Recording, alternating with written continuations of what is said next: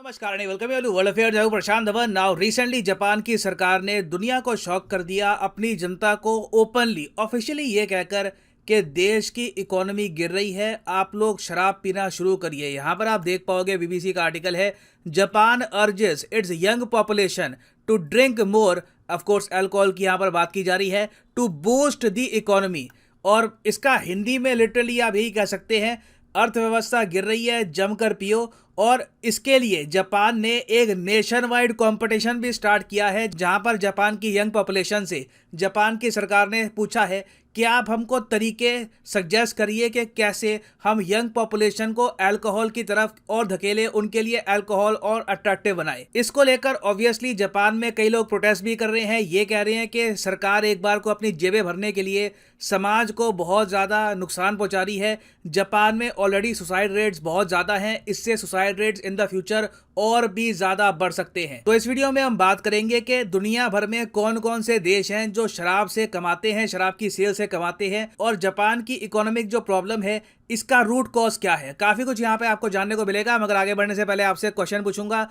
Question यहाँ पर यह है कि हाल ही में भारत ने गिफ्ट किया है डॉर्नियर मैरीटाइम एयरक्राफ्ट किस पड़ोसी कंट्री को। ये है यहाँ पे आपकी ऑप्शंस, चाइना, श्रीलंका, मालदीव्स या फिर बांग्लादेश। कमेंट सेक्शन में सब लोग करो आंसर। सही आंसर मैं आपको दूंगा वीडियो के अंत में। ना दुनिया भर में कई देश आपको मिलेंगे, वहां पर सरकारें काफी बार अल्कोहल कंजम्पशन पे, शराब की कंजम्पशन पर डिपेंड करती है अपना टैक्स रेवेन्यू बढ़ाने के लिए। ये आप कह लीजिए तरीका है, गलत तरीका है आप ये भी कह सकते हैं, मगर कई सरकारों को ये करना पड़ता है। फॉर एग्जाम्पल यहाँ पर आप देख पाओगे जापान, ऑस्ट्रेलिया, यूएस, कनाडा, यहाँ पर कुछ हद तक सरकार डिपेंड करती है अल्कोहल सेल्स पर अपने रेवेन्यू बढ़ाने के लिए। हालांकि मुझको ऐड करना पड़ेगा, कई देश है, फॉर एग्जांपल रशिया, चाइना है, उसके अलावा यूक्रेन है, अफ्रीका के कई देश हैं, यहाँ पर शराब बहुत लोग खरीदते हैं। सरकार शराब बेचकर बहुत कमाई भी करवाती है, सरकारी ठेके होते हैं, मगर ये लोग दुनिया को अपने रेवेन्यू के बारे में जानकारी नहीं देते कि यहाँ पर कितना रेवेन्यू उनको शराब बेच के आया है।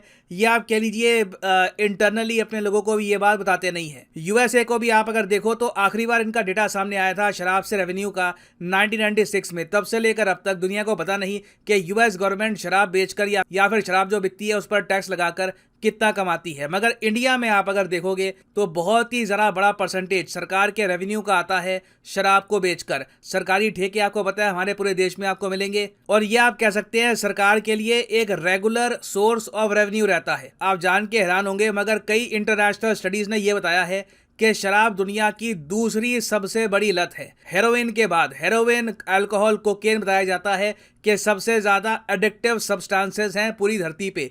तो जब एक आदमी को शराब की एक बार लत लग जाती है तो छोड़ पाना बहुत ही मुश्किल होता है। तो कल को अगर मान लीजिए शराब के रेट दुगने तिगने भी हो जाते हैं तो वो कहीं से भी प्रबंध करके शराब परचेज करेगा, क्योंकि it is a highly addictive substance. और actually Reserve Bank of India ने 2019 पर एक रिपोर्ट पब्लिश करी थी, जहां पर इन्होंने ये बात भी रिवील करी कि टोटल जो स्टेट एक्साइज ड्यूटी है उसमें कई स्टेट्स हैं हमारी जहां पर 10 से लेकर 15% जो टैक्स रेवेन्यू है ये सीधा आता है अल्कोहल की सेल से। यहां पर आप देख पाओगे, अगर मैं आपको दिखाऊं स्टेट वाइज की अगर मैं बात करूं तो उत्तर प्रदेश एक्साइज रेवेन्यू जो है अल्कोहल सेल से ये 2020 के आसपास 31 करोड़ से ऊपर का था। टोटल जो शेयर है रेवेन्यू में ये 21% आपको मिलेगा, 21.8% एक्चुअली। और टोटल अगर हम बात करें सारी स्टेट्स यूटी को आप अगर ऐड कर दो तो 1,75,000 करोड़ रुपीस का टोटल रेवेन्यू आता है फ्रॉम अल्कोहल सेल। जीएसटी और सेल्स टैक्स के बाद ये सबसे बड़ा सोर्स होता है रेवेन्यू का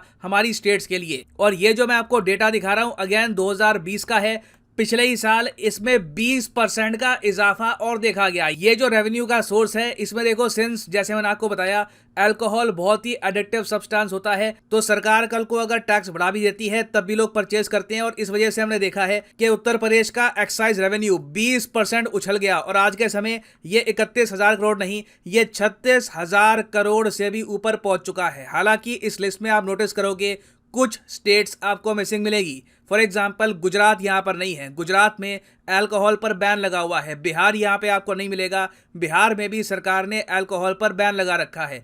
और किसी भी स्टेट के लिए अल्कोहल पर बैन लगाना एक बहुत ही ज़्यादा बड़ा स्टेप होता है। भारत में 4 राज्य हैं जहां पर अल्कोहल पर बैन लग चुका है, बिहार, गुजरात, मिजोरम और नागालैंड। रीजन यहां पर यह बताया जाता है, पहली बात तो महात्मा गांधी जी, जिनको हमारे देश का हम फादर मानते हैं, इन्होंने ही कहा था कि पूरे देश में अल्कोहल पर प्रोहिबिशन होना चाहिए। और कई विमेन ऑर्गेनाइजेशंस हैं इंडिया में, इन्होंने ये कहा है कि स्टडीज हमको ये बताती है कि जिन राज्यों में अल्कोहल पर बैन लगता है वहां पर जो वायलेंस है औरतों के ऊपर, ये भी ऑटोमेटिकली कम होता है, घरों में झगड़े कम होते हैं। क्योंकि ये बात आप भी ऑब्जर्व करते होगे, आप भी समाज में रहते हैं, किसी घर में किसी को अगर शराब की लत लग जाए तो फिर पूरा परिवार ही सफर करता है। और गांधी जी की एक्चुअली एक बहुत ही फेमस कोट भी है शराब को लेकर कि सांप का जो जहर है ना, इससे बस बॉडी डिस्ट्रॉय होती है, मगर जो शराब है, जो अल्कोहल कंजम्पशन है, इससे आपकी जो आत्मा है ना, ये करप्ट हो जाती है, आत्मा को डैमेज करती है अल्कोहल। और एक इंटरेस्टिंग बात मैं आपको ये बताता हूँ, गांधी जी जो चाहते रहे इंडिया के लिए वो तो हो नहीं पाया, कुछ स्टेट्स में हुआ बट ओवरऑल इंडिया में हो नहीं पाया। पाकिस्तान में इंटरेस्टिंगली अल्कोहल आपको बैंड मिलेगी, हालांकि वो उनके लॉ के हिसाब से ये लिखा है कि सिर्फ मुस्लिम्स के लिए बैंड है, मगर सिंस वहाँ पे आबादी ही 97-98% मुस्लिम्स की है, तो आप कह लीजिए पाकिस्तान में भी सरकार अल्कोहल सेल से कुछ कमाती नहीं है, जो मैं कहूँगा बहुत अच्छी बात है। इस मामले में हम पाकिस्तान से काफ़ी कुछ सीख सकते हैं। नाउ अगर हम आए जापान पे, अब मैंने आपको इंडिया का एक एग्जाम्पल, वर्ल्ड का एग्जाम्पल दिया था ताकि आप जापान की जो पोजीशन है, जो जापान कर रहा है, इसकी इंपॉर्टेंस समझ पाओ, इसकी ग्रेविटी समझ पाओ। जापान में ओवर द इयर्स बहुत सी स्टडीज हुई हैं जहां पर यह पाया गया कि अल्कोहल कंजम्पशन डायरेक्टली लिंक्ड है टू सुसाइड। ये बात आप जानते होंगे, साउथ कोरिया, जापान, ये दो ऐसे ईस्ट एशियन कंट्रीज हैं जहां पर सुसाइड रेट्स आपको बहुत ज़्यादा मिलेंगे। बीच में मुझे याद है जब कोविड-19 पेंडेमिक अपने हाइट पे था, दुनिया भर में लॉकडाउन लग रहे थे, तब तो जापान में एक ऐसा महीना आया जहां पर सुसाइड से इतनी मौतें हुई जितनी कोविड से नहीं हुई थी पूरे साल में। ये शॉकिंग था दुनिया के लिए। इससे दुनिया को यह भी पता लगा कि जापान का समाज अंदर से कितना ज़्यादा कमज़ोर हो चुका है। यहाँ पर आम आदमी, इंडिविजुअल आप कह लीजिए, कितना अकेला पड़ चुका है। न्यूक्लियर फैमिलीज हैं हर जगह, कोई सपोर्ट सिस्टम नहीं है। तो ऐसे टाइम में जब आप अल्कोहल को प्रमोट करते हो, देखो एक तो होता है कि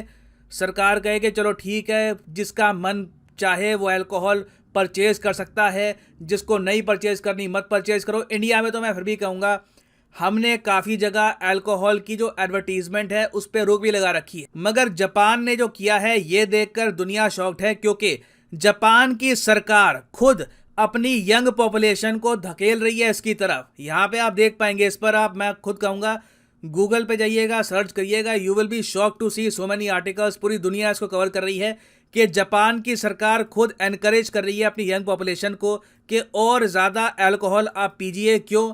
क्योंकि इससे सरकार के पास ज़्यादा पैसा आएगा और इकोनॉमी को भी बूस्ट मिलेगा। और इसके लिए जापान की सरकार ने एक प्रॉपर कैंपेन भी स्टार्ट किया है। कैंपेन का नाम है साके वीवा कैंपेन, जिसके अंडर ये लोग टारगेट करेंगे 20 से लेकर 39 ईयर्स के लोगों को, जो आप कह सकते हैं किसी भी कंट्री के लिए सबसे ज़्यादा प्राइम एक एज होती है अपनी पॉपुलेशन की। आपकी वर्कफोर्स भी इन लोगों से ही बनी है। तो इन लोगों में अल्कोहल प्रमोट करवाना एक बहुत ही डेंजरस स्टेप है। कई लोग कह रहे हैं, हालांकि दूसरे यहाँ पर लोग हैं वो ये कह रहे हैं कि जापान की सरकार के पास ऑप्शन भी क्या है, क्योंकि जापान की सरकार की जो टोटल अर्निंग है ये लगातार गिर रही है। जो इनका बजट का डेफिसिट है ये $290 बिलियन के ऊपर जा चुका है। और जिस तरीके से चाइना लगातार अग्रेशन कर रहा है, जापान को अपना डिफेंस बजट भी अब बढ़ाना होगा। ये यूएसए पर हमेशा के लिए निर्भर नहीं कर पाएंगे। तो इसलिए अब जापान की सरकार देख रही है कि हमारे पास ऑप्शन क्या क्या है, कैसे रेवेन्यू हम बढ़ाएं। अब ये देखिए इम्पैक्ट होता है टेंशन्स का, वॉर के थ्रेट का। काफ़ी बार वॉर होती नहीं है, वॉर के डर से ही ना सरकार को काफ़ी नीतियां अपनानी पड़ती है, जिससे पूरे रीजन को लॉस होता है। तो जापान की सरकार ने देखा कि अल्कोहल की सेल पर जो ये लोग टैक्स लगाते हैं, उससे जापान का जो टोटल टैक्स रेवेन्यू है उसका सिर्फ 1.7% बना था 2020 में। ये 2011 में हुआ करता था 3% और 1980 में हुआ करता था 5%। जापान की सरकार का टारगेट ये है कि वापस इस 1.7% को एटलीस्ट 5% के आसपास लेकर आओ, ताकि बिलियंस ऑफ डॉलर्स जो जापान की जनता है यही प्रोवाइड करेगी जापान की सरकार को अल्कोहल कंज्यूम करके। अब इसका इम्पैक्ट इनके समाज पे क्या होगा, इनके सुसाइड रेट्स पर क्या होगा, ये देखना होगा। और क्वेश्चन देखिए यहाँ पर यही आता है कि इज इट वर्थ इट, क्या ये जो सौदा है कि फॉर द टाइम बिंग सरकार के पास जल्दी रेवेन्यू आ रहा है, उसके बदले में एक पूरी जनरेशन को आप धकेल दो शराब की तरफ, क्या ये जस्टिफाइड है या नहीं, इसके बारे में मैं आपसे जानना चाहूंगा। आपका ओपिनियन लिखेगा कमेंट सेक्शन में। ना वापस आते हैं अपने क्वेश्चन की तरफ कि रिसेंटली इंडिया ने गिफ्ट किया है डॉर्नियर मैरीटाइम एयरक्राफ्ट इंडिया के किस पड़ोसी कंट्री को। तो सही उत्तर यहाँ पे है option B is the right answer, the country of Sri Lanka. यहाँ पर आप देख पाओगे India hands over Dornier maritime surveillance aircraft to Sri Lankan navy.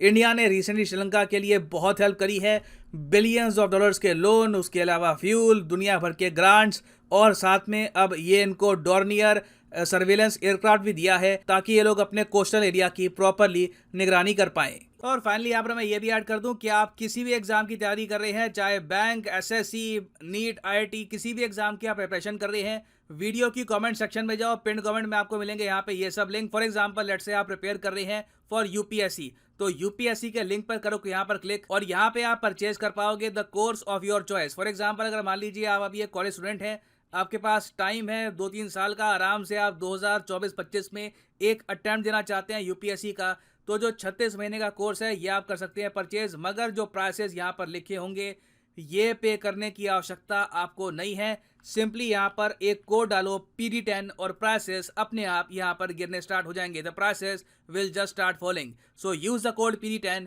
And save money. So इसी नोट के साथ ये है वीडियो का अंत। Thank you for listening and as always God bless you all.